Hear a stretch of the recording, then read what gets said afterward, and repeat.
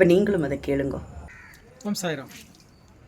பாபாவும் நானும் உலக சாய் பக்தர்கள் அனைவரையும் சுந்தர் சாயின் சிரம் தாழ்ந்த நமஸ்காரத்துடன் சந்திப்பதில் ரொம்ப பரம சந்தோஷமாக இருக்குது. இது வரைக்கும் பெருமாள் இந்த அளவுக்கு எனக்கு காட்சி கொடுத்தது கிடையாது, சத்தியமாக சொல்கிறேன். ஏன்னா சிவன் கொடுத்துருக்காரு, ஆக்சுவலி அம்பாள் கொடுத்துருக்கா. அம்பாள் தான் எங்களுக்கு ஃபேமிலி டயட்டி. பெருமாள் கொடுத்தது அவர் விஸ்வரூப தரிசனம் ஃபஸ்ட்டு, ரெண்டாவது அலமேலு மங்காவோட அவர் வந்து பெருமாள் நிற்கிற காட்சி. அப்பா என்ன மாதிரி சொல்லும்போதே எனக்கு ஒரு மாதிரி இருக்குது. இதில் ஒரு விஷயம் உங்களுக்கு நான் சொல்ல விட்டுட்டேன். அவர் எனக்கு குலதெய்வம் மட்டும் இல்லை, ஸ்ரீபாத ஸ்ரீவல்லபருடைய சரிதாமிரதம் படிக்கும்போது ஸ்ரீபாத ஸ்ரீவல்லபர் எல்லாமே நான் தான் சொல்கிறாரேன்னு எனக்கு ஒரு சின்ன மதிமயக்கம் வந்தது. அன்றைக்கி ஒரு சனிக்கிழமை காத்தால் பிரம்ம முகூர்த்தத்தில். அப்போது அந்த பேஜை திருப்பும்போது பத்மாவதி ஸ்ரீனிவாசராக வந்தது நான் தான்னே அந்த கதையில் வருது. அதனால் ஸ்ரீபாத ஸ்ரீவல்லபருடைய சித்தமங்கல சோசரம் சொன்னோடனே ஸ்ரீபாத ஸ்ரீவல்லபரே பத்மாவதி ஸ்ரீனிவாசராக வந்து காட்சி அளித்து எனக்கு ஆசீர்வாதம் பண்ணியிருக்காரு. ரொம்ப சந்தோஷம்.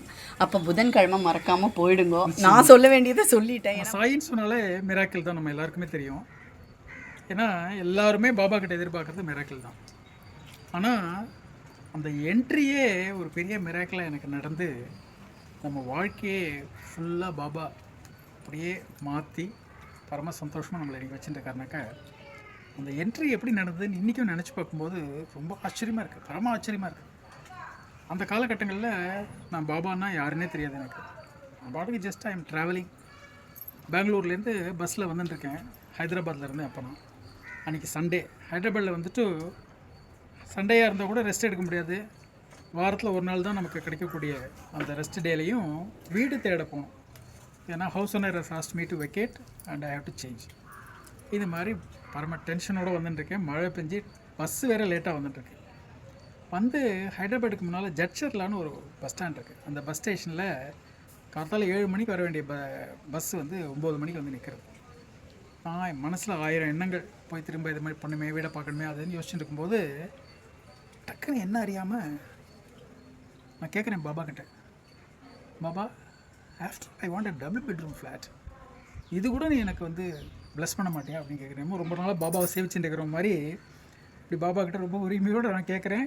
அது நான் தான் கேட்குறேன்னா என்னை கேட்க வச்சாராங்கிறது அப்புறம் தான் தெரியுது. அதை கேட்டுட்டு பஸ்லேருந்து கீழே இறங்குறேன். அவன் டீக்காக பஸ்ஸை நிறுத்திருக்கான் பஸ் ஸ்டேஷனில்.